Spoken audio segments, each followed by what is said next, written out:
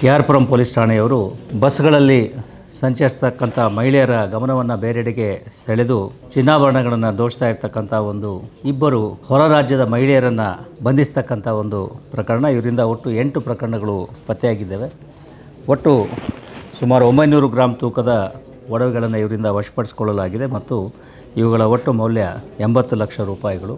ಆರೋಪಿಗಳಿಬ್ಬರು ಕೂಡ ಕುಪ್ಪಂ ಜಿಲ್ಲೆಯವರಾಗಿದ್ದು ಪೊಲೀಸರಿಗೆ ಸಿಗದ ಹಾಗೆ ತಮ್ಮ ಕೈಚಳಕವನ್ನು ಈ ರೀತಿ ಬಸ್ನಲ್ಲಿ ಪ್ರಯಾಣಿಸ್ತಕ್ಕಂತಹ ಮಹಿಳೆಯರ ಒಡವೆಗಳನ್ನು ಅವರ ಬ್ಯಾಗ್ಗಳಲ್ಲಿ ಇಟ್ಟಿರ್ತಕ್ಕಂಥದ್ದು ಇರ್ಬೋದು ಅಥವಾ ಅವರು ಧರಿಸಿರ್ತಕ್ಕಂಥದ್ದಿರ್ಬೋದು, ಅವುಗಳನ್ನು ಅಟೆನ್ಷನ್ ಡೈವರ್ಷನ್ ಮಾಡಿ ಅವರ ಗಮನವನ್ನು ಬೇರೆಡೆಗೆ ಸೆಳೆದು ಕಳ್ಳತನದ ಪ್ರಕರಣಗಳನ್ನು ಮಾಡ್ತಾ ಇರ್ತಕ್ಕಂಥದ್ದು ಆಗಿದೆ. ಇದು ಮೂಲತಃ ಕಂಪ್ಲೇಂಟ್ ಆಗಿರ್ತಕ್ಕಂಥದ್ದು ಅಕ್ಟೋಬರ್ ತಿಂಗಳ 18ನೇ ತಾರೀಕು 2023ನೇ ಇಸ್ವಿ KR ಪುರ ಜ್ಯುವೆಲರಿ ಅಂಗಡಿಯ ಬಸ್ ನಿಲ್ದಾಣದಲ್ಲಿ ಹೋಗುವಾಗ ಈ ರೀತಿ ಕಳ್ಳತನವನ್ನು ಮಾಡಿದ್ದರ ಬಗ್ಗೆ 156 ಗ್ರಾಂ ಒಡವೆಗಳನ್ನು ಕಳ್ಳತನ ಮಾಡಿದ್ದರ ಬಗ್ಗೆ ಆ ಸಂದರ್ಭದಲ್ಲಿ ಪ್ರಕರಣ ದಾಖಲಾಗಿತ್ತು.